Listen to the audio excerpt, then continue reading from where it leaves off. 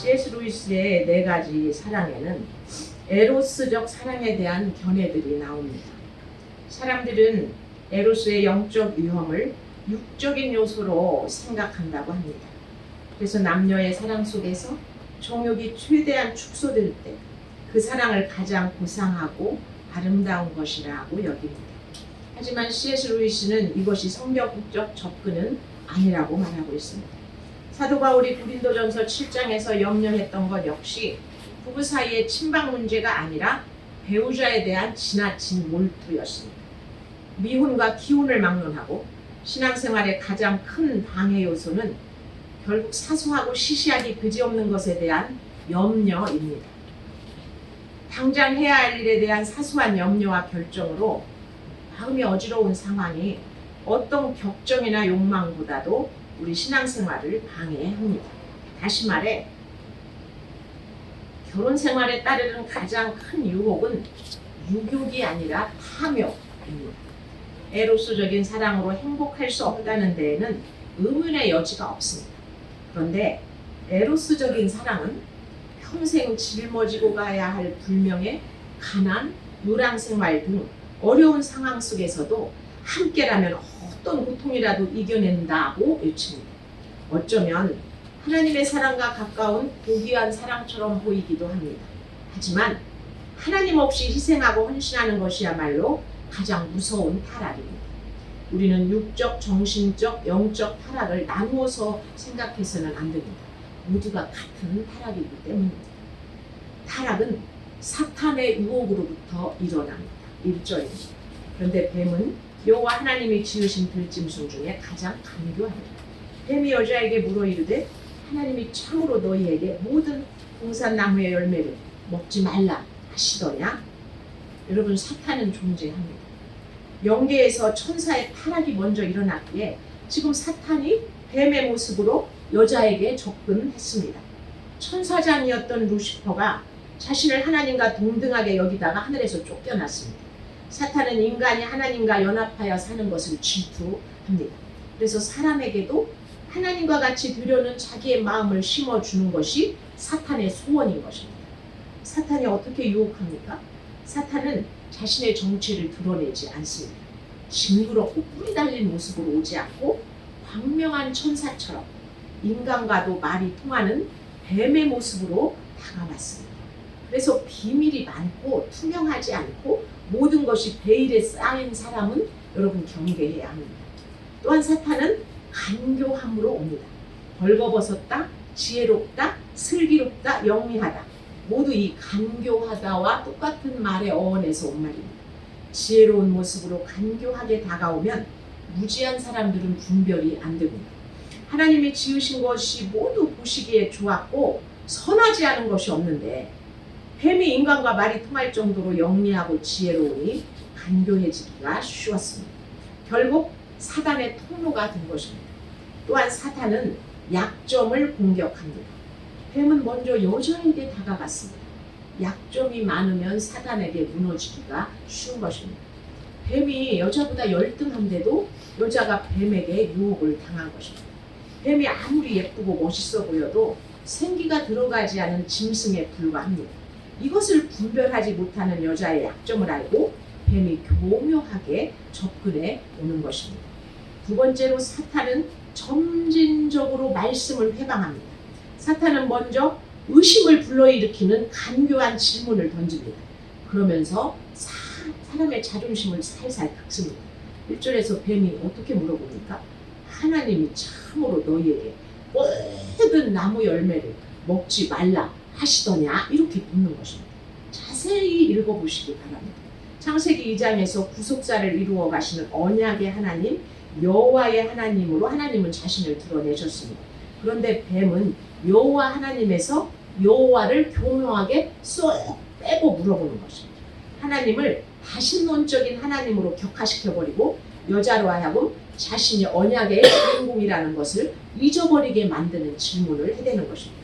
또한 하나님께서 동산 각종 나무의 열매는 네가 임으로 먹되라고 말씀하셨는데 사탄은 동산 모든 나무의 열매를 먹지 말라 하시더냐 하면서 왜곡해서 질문을 합니다.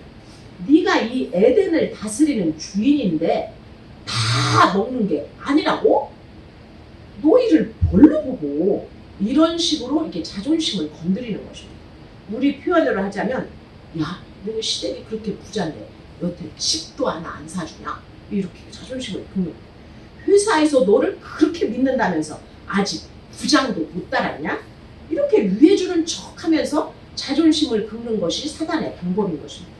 아마도 여자의 마음속에 선악과를 먹고자 하는 강한 열망이 있었을 것입니다. 그런데 이 마음을 뱀이 딱 건드려주니까 이렇게 넘어갑니다. 하나님께서 반드시 죽으리라 하셔서 내가 못 먹고 있는 것인데 사단이 내 편을 들어주는 척하니까 전염이 되어버린 거예요. 여자가 이렇게 답합니다. 2절 3절에서 여자가 뱀에게 말하되 동산 나무의 열매를 우리가 먹을 수 있으나 동산 중앙에 있는 나무의 열매는 하나님의 말씀에 너희는 먹지도 말고 만지도 말라 너희가 죽을까 하노라 이렇게 하셨느니라. 이 각종이라는 말을 빼버리면서 하나님께서 주신 것들의 범위는 확 축소시킵니다. 여호와 하나님도 그냥 하나님이라고 여호와를 빼버립니다.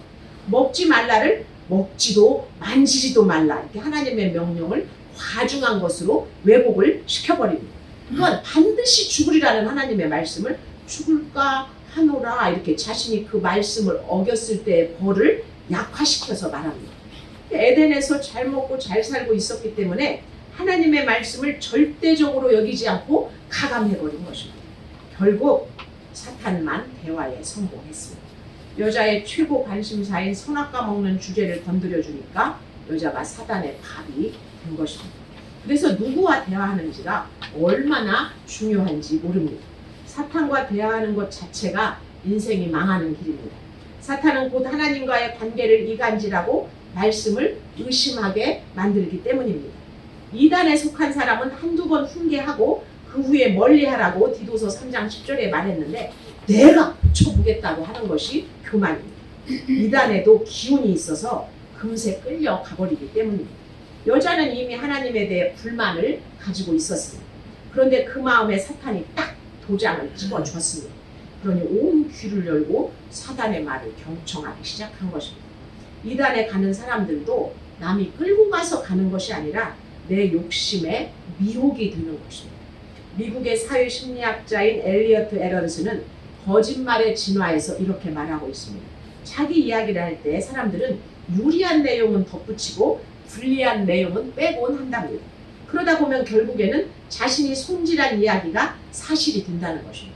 그래서 기억이 이야기를 만들어내기도 하지만 반대로 이야기가 기억을 만들어내기도 하는 것입니다. 자신이 비참한 경험을 했다고 주장하는 뒤에는 나는 사실 똑똑하고 능력이 있는데 내 환경 때문에 지금의 이 모습이 되었다고 말하고 싶은 마음이 숨어 있습니다.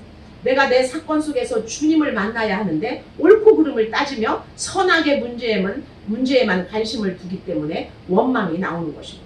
상대방을 탓하고 나 자신을 정당화하려니까 사실을 왜곡하고 기억을 가감하게 되는 것입니다. 세 번째로 사단의 정면 도전에 넘어짐으로 타락하게 됩니다. 4절 5절에서 뱀이 여자에게 이르되 너희가 결코 죽지 아니하니 너희가 그것을 먹는 날에는 너희 눈이 밝아져 하나님과 같이 되어 선악을 알 줄 하나님이 아십니다. 뱀이 너희가 결코 죽지 아니라고 하면서 않을 것이라고 하면서 하나님 말씀에 정면 도전합니다. 그리고 하나님과 같이 될 수 있다고 말합니다. 사탄은 하나님과 어깨를 겨루다가 쫓겨났습니다. 인간에게도 그런 쫓겨남을 맛보게 하는 것이 사단의 목적입니다. 그래서 이간질하고 시기와 질투심을 부추깁니다. 그러면서 선악과를 따먹으면 뭐든지 잘 될 것이라고 호언장담합니다. 이걸 어떻게 적용할 수가 있겠습니까? 이혼을 결심했습니다. 불신 결혼인데 또 너무 하고 싶습니다. 뇌물을 써서라도 자녀를 좋은 학교에 보내고 싶습니다. 이런 상황에서 결코 죽지 않을 거야 하면서 남의 일생을 망칠 거짓말을 해대는 것입니다. 야, 너 지금 이혼해도 시집 갈 수 있어. 야, 하나님이나 돈이나 멀리서 보면 다 똑같은 것이니 가시나 골드나 그 사람이랑 결혼해서 돈 가지고 구제하고 선교하면 되지. 걱정 말라고 다 잘 될 것이라고 옆에서 부추깁니다. 이렇게 말하니까 하와가 아멘한 것입니다. 네 번째로 타락의 선택은 결국 내가 하는 것입니다. 여자가 그 나무를 본즉 먹음직도 하고 보암직도 하고 지혜롭게 할 만큼 탐스럽기도 한 나무인지라. 여자가 그 열매를 따먹고 자기와 함께 있는 남편에게도 주매 그도 먹은지라. 하나님은 인간에게 자유의지를 주셨고 여자는 결국 선악과를 따먹기로 했습니다. 죽기야 하겠어. 한번 먹어보고 죽지 뭐. 부자로 한번 살아나 보고 죽지 뭐. 이렇게 하는 것입니다. 악은 모든 모양이라도 버리라고 했는데 뱀에게 은혜 받고 감동 감화 받아서 선악과를 보러 갔습니다. 보는 것이 얼마나 중요한지 모릅니다. 보았더니 반드시 죽으리라는 하나님의 말씀이 생각이 안 나버리는 겁니다. 결코 죽지 아니하려는 뱀의 말을 듣고 보니 그냥 그 선악과가 보암직도 하고 먹음직도 합니다. 지혜롭게 할 만큼 탐스럽기도 합니다. 완전히 넘어갔습니다. 여자가 욕심이 발동해서 선악과를 따먹고 자기와 함께한 남편에게도 주었습니다. 하와가 아담에게 선악과를 주자 아담은 바로 받아 먹었습니다. 여자가 얼마나 중요한지 모릅니다. 한 집안에 아내와 엄마가 잘 서 있으면 온 가족의 믿음을 살립니다. 반면 아내이자 엄마인 여자가 믿음이 없으면 그 가정이 무너집니다. 엄마가 믿음으로 양육하지 않으니 자녀도 믿을 수가 없고 가정 전체가 구원과는 멀어지는 것입니다. 하지만 배필을 탓할 수만은 없습니다. 그 집의 중심, 세대주가 책임져야 하기 때문에 주의 책임에서 아담이 벗어날 수가 없는 것입니다. 7절입니다. 이에 그들의 눈이 밝아져 자기들이 벗은 줄을 알고 무화과 나무 잎을 치마로 엮어 치마로 삼았다. 눈이 열렸는데 좋은 것만 보이고 신세계가 열려야 하는데 이게 웬일입니까? 선을 보는 눈은 약화되고 죄악을 행할 능력만 들어와서 이들에게 죄의식이 들어옵니다.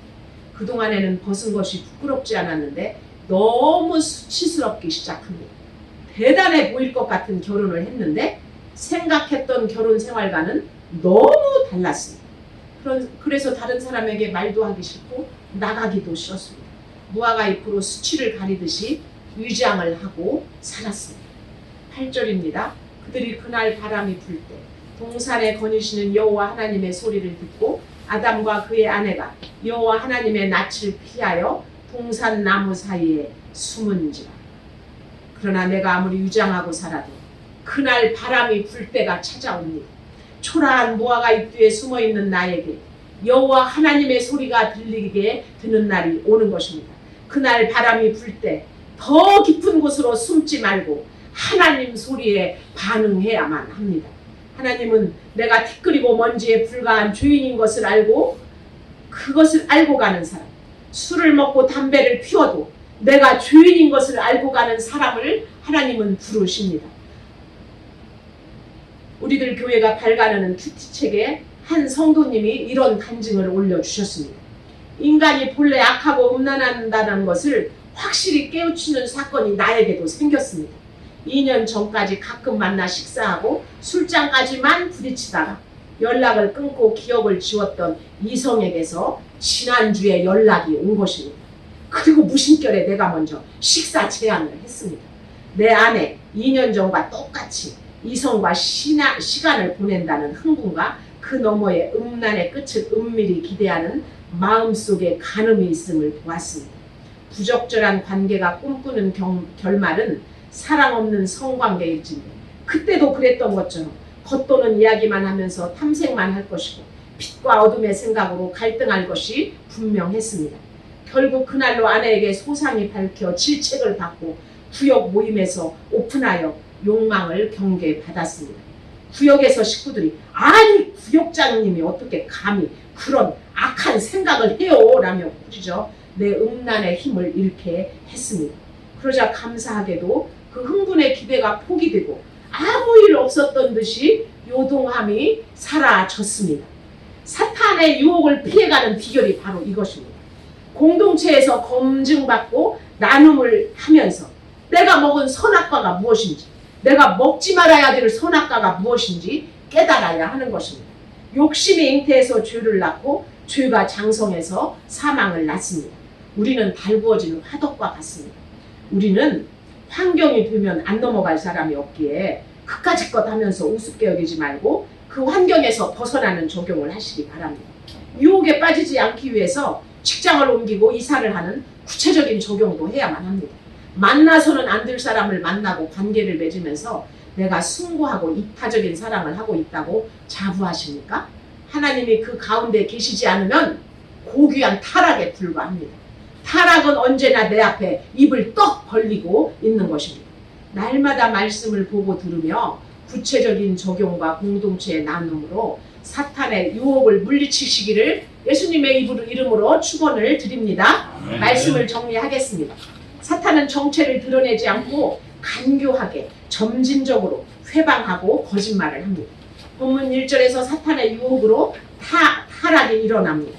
하나님과 자신을 동등하게 여기다 쫓겨난 사탄이 뱀의 모습으로 여자에게 접근을 합니다. 간교한 지혜로 사람의 약점을 찾아서 공격하는 사탄의 유혹을 분별하시기 바랍니다. 사탄은 점진적으로 말씀을 회방합니다. 본문 2, 3절에서처럼 사탄은 하나님의 말씀에 의심을 불러일으키는 간교한 질문을 합니다. 여자도 사탄을 쫓아 말씀을 왜곡합니다. 내 욕심을 정당화하기 위해서 말씀을 왜곡하고 자기 이야기를 왜곡하는 죄를 두렵고 떨림으로 회개해야 합니다. 본문 4절과 5절에서는 사탄의 정면 도전에 넘어짐으로 타락하게 됩니다. 사탄은 너희가 결코 죽지 아니하리라고 함으로써 반드시 죽으리라고 하신 하나님의 말씀에 정면 도전합니다. 하나님을 거역해도 잘 살 수 있다. 결코 죽지 아니하리라 하면서 타락을 조장하는 거짓말에 넘어가지 않기를 바랍니다.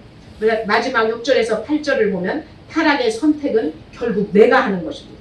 죄는 함께 짓는 속성이 있어서 여자가 남편에게 선악과를 주었고 죄의 신속성에 의해서 아담도 금세 먹어버립니다. 그러자 선은 약화되고 악은 부각되면서 죄의식으로 부끄러워하고 무화과 잎으로 감추려고 합니다. 그럼에도 하나님의 형상대로 지으신 사람이기에 하나님이 찾아오시고 음성을 들려주시는 그 하나님의 사랑에 감사하며 오늘 내가 먹지 말아야 할 선악과는 무엇인지 적용하고 실천하시기를 바랍니다.